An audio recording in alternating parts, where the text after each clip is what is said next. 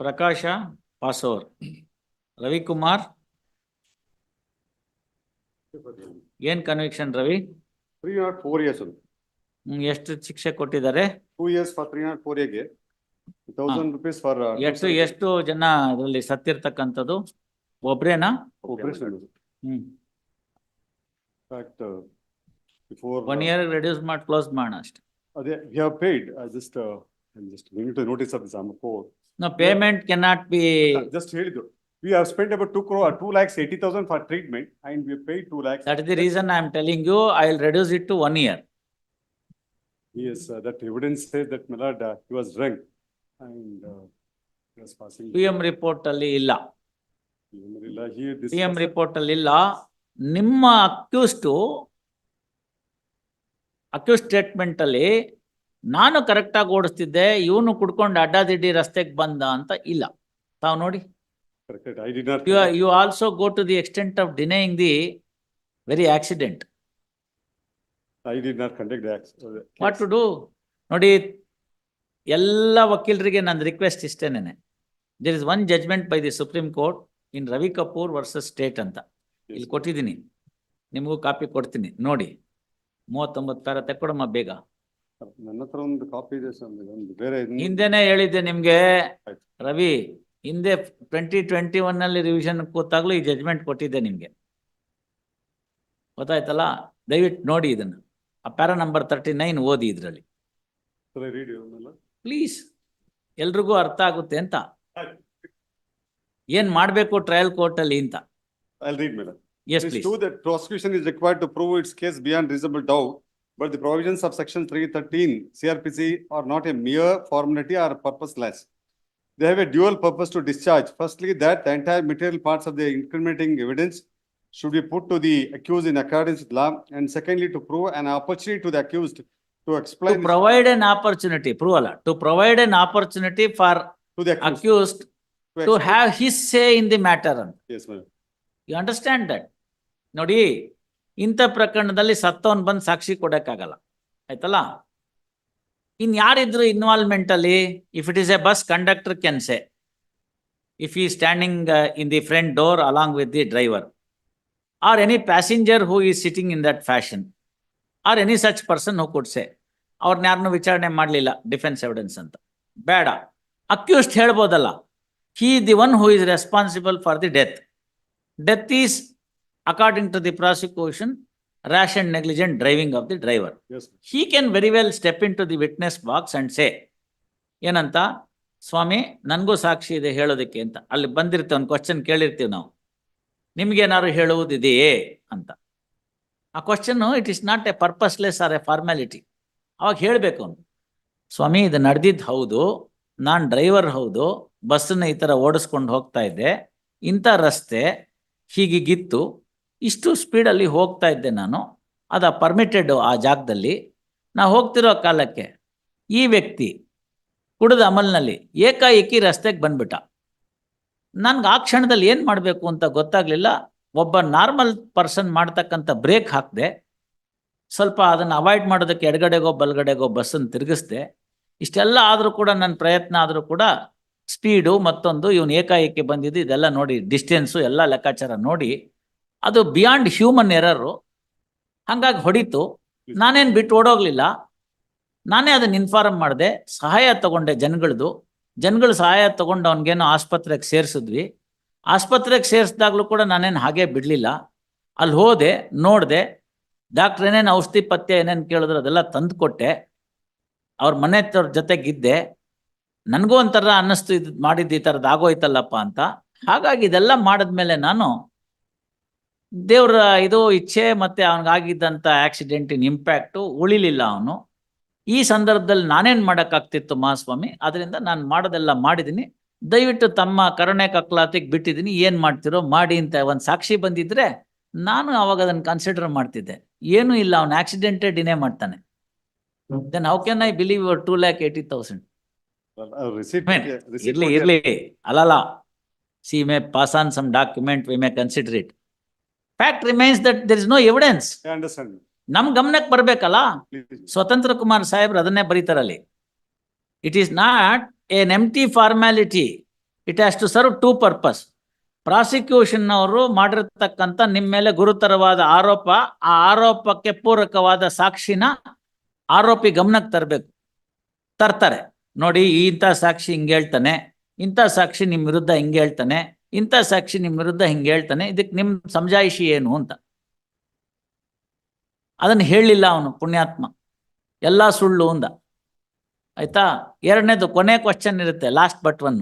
ನಿಮ್ಗೆ ಹೇಳುವುದಾದ್ರೂ ಏನಾದ್ರು ಇದೆಯಾ, ನೀವು ಸಾಕ್ಷಿ ಮಾಡಿಸ್ತೀರಾ ಅಂತ.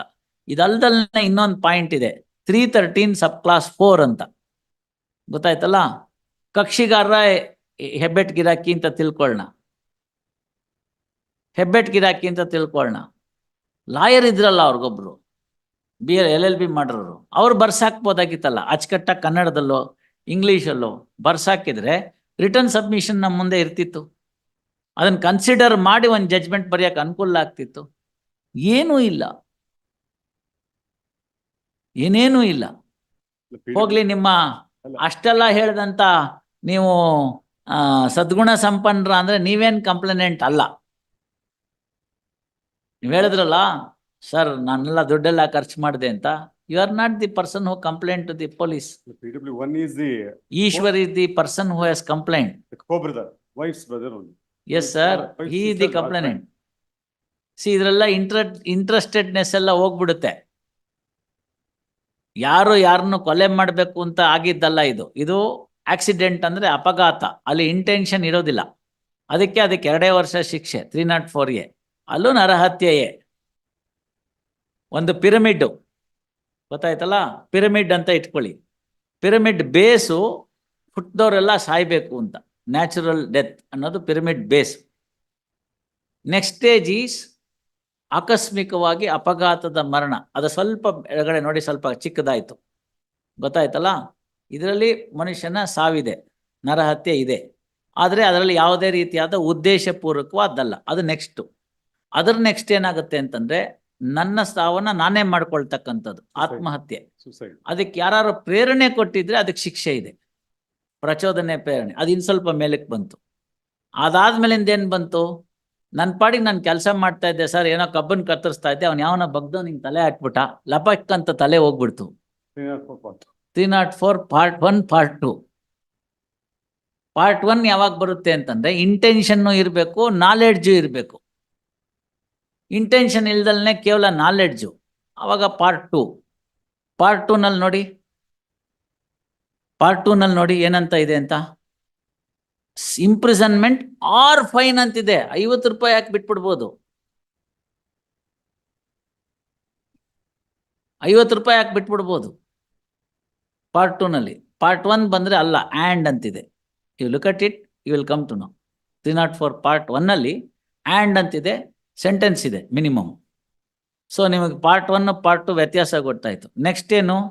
ನರಹತ್ಯೆ ಇದೆ, ಉದ್ದೇಶಪೂರ್ವಕವಾಗಿ ಮಾಡಿದಂಥದ್ದು. Tip of the pyramid. Tip of the pyramid ಕೊಲೆ, ನ್ಯಾಚುರಲ್ ಸಾವು, ಬೇಸು. ಇದ್ರ ಮಧ್ಯೆ ಆಗ್ತಕ್ಕಂಥ ಎಲ್ಲ ಸಾವಿಗೂ ಶಿಕ್ಷೆ ಪ್ರಮಾಣ ವೇರಿ ಆಗ್ತಾ ಹೋಗುತ್ತೆ. So 304A is next only to the base. ನಾವು ಬರೇ ಆಕ್ಸಿಡೆಂಟು ಅಂತ, ಅಪಘಾತ ಅಂದರೆ ಕೇವಲ ರೋಡ್ ಟ್ರಾಫಿಕ್ ಆಕ್ಸಿಡೆಂಟ್ ಅಂತ ತಿಳ್ಕೊತೀವಿ, ಅಲ್ಲ. ಹಲವಾರು ಥರ ಇದೆ. ಉದಾಹರಣೆಗಲ್ಲಿ ಉಪಹಾರ ಸಿನಿಮಾ ಅಂತ ಡೆಲ್ಲಿದು 5 ರಿಕ್ವೈರ್ಮೆಂಟ್ಸ್ ಇತ್ತು, ಫಾಲೋ ಮಾಡಿರಲಿಲ್ಲ, ಅದು ಹೋಗುತ್ತೆ. ಬೋಟು, ಎಲೆಕ್ಟ್ರಿಕೇಶನ್ನು, ಹಲವು ವಿಚಾರಗಳಿದೆ. Negligence is not that. So ಅಲ್ಲಿ ನಿಮ್ಮ ಕೃತ್ಯ, ನೀವು ತೆಗೆದುಕೊಂಡಿರ್ತಕ್ಕಂಥ ತಾತ್ಸಾರ ಭಾವನೆ ಒಬ್ಬ ಮನುಷ್ಯನ ಸಾವಿನಲ್ಲಿ ಈಡಾಯಿತು ಅಂತಂದ್ರೆ ಅವಾಗ ಏನ್ ಮಾಡಬೇಕು?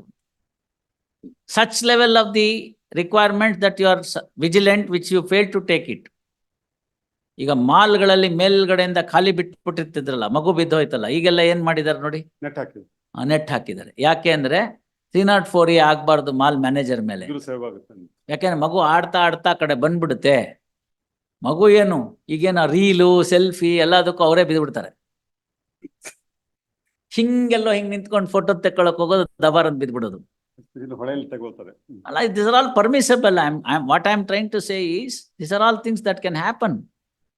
So one should exercise a reasonable Vigilance to see that, unavoided, an unexpected thing could be expected and that is to be avoided ಅಂತ. ಅದಕ್ಕೆ ಬೇಕಾದಂತ ಒಬ್ಬ ಪ್ರೂಡೆಂಟ್ ಮನುಷ್ಯ ಏನ್ ತಗೋಬೇಕು ಅದನ್ನ ತೆಗೆದುಕೋಬೇಕು. ಅದು ತಗೊಂಡಿತ್ತು ಅಂತಂದ್ರೆ ಬೇಕಾಗಿಲ್ಲ.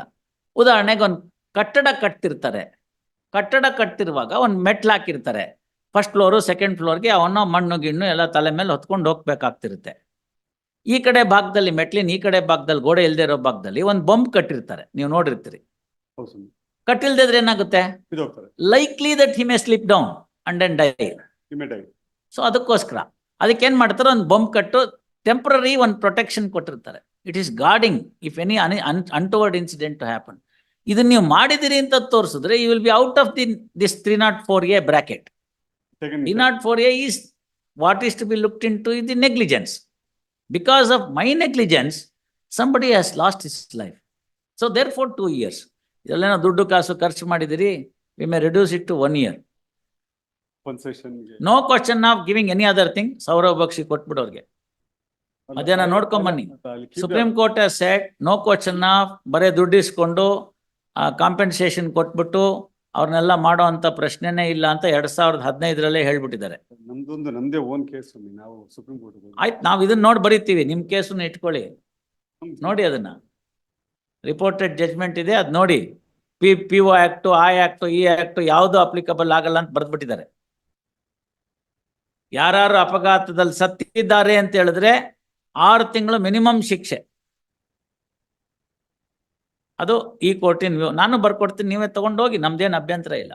If you want to take it to the next level. ಇದರಲ್ಲಿ ನಾವು humanity as your lordship side ನಾವು ಫಸ್ಟ್ ಕರ್ಕೊಂಡು ಹೋದ್ವಿ 2,80,000. ಅದೆಲ್ಲ that is the mitigating circumstances you are arguing. That will not take away the punishment.